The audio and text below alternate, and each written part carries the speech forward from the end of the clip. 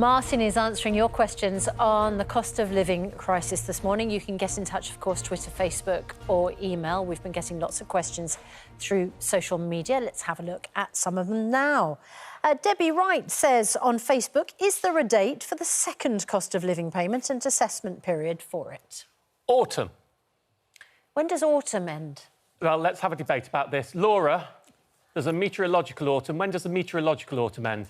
OK, my autumn ends at the end of November, 30th of November. Well, the astronomical autumn ends on the 21st of December. So, arguably, the government has only said autumn. So the latest possible date that would still technically be correct, sorry, Laura, I'm going for the astronomical because it's later, would be the 21st of December. This is the just over 300 quid that those who are on benefits, including universal credit, get the second half of that payment. I'm hoping it will be much sooner, but I have been asking, and the answer I get is autumn. OK, well, we do have the Chief Secretary of the Treasury on at 8:30, so perhaps we could ask him. Yeah, let's note that down. See if he says anything more specific about when in autumn. Or at least tells us which autumn he's talking about. Yeah, tell us which tax cut he's talking about. Brian on Twitter, you referred to capped rates for gas this morning. Can you confirm that this is for natural gas only and not LPG? Absolutely. The cap is the gas and electricity cap for mains gas and electricity for those who pay a direct bill by mains gas, natural gas and electricity. LPG, there is no cap and no regulation, nor there is with heating oil, something I've argued, given evidence on in Parliament, wrote in papers and submissions that absolutely that market should be regulated. All that is happening in LPG and heating oil is a £100 payment. Would you like to know how that payment is made and when? Autumn. I was going to say, when you find out, please let me know, because I've been asking that as well. There will be a £100 payment. I don't know how it will be made.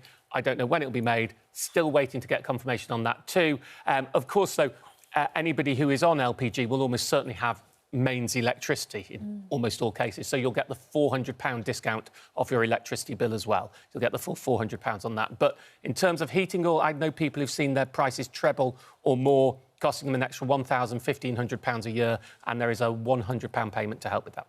OK, I wonder if that answers Monica's question. What financial help will people get that live in rural areas, have no mains gas, lots of power cuts and have to rely on using oil? So I have to say, the reason I did a little eyebrow raise when I say a £100 to cover 1,000 or 1,500 is when this was first announced, we were told there would be commensurate support for those in rural areas who were off-grid.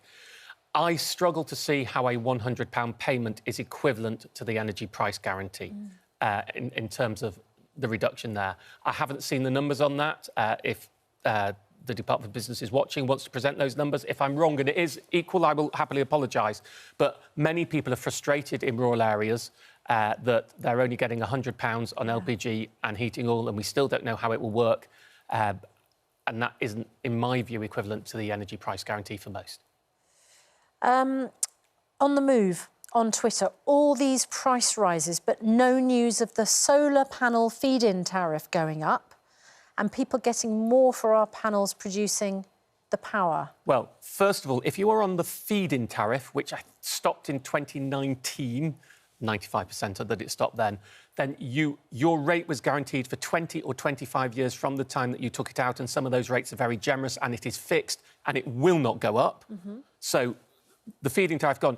If you've got solar panels after that time, there's another term, which I've just blanked on in my head, for the payment that you get now, and that is flexible and is market rates depending by providers. I think Octopus doubled its rates a couple of weeks ago, but that's only for people who got solar panels more recently. So that one is variable and could go up, but it just depends on how much firms are willing to pay. But the feed-in tariff is a locked-in rate, and you've had the benefit of that, and it isn't going to go up.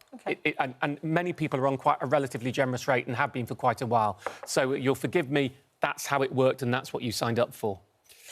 OK. Thanks very much indeed for your questions. More, obviously, throughout the programme before we hand over to Lorraine.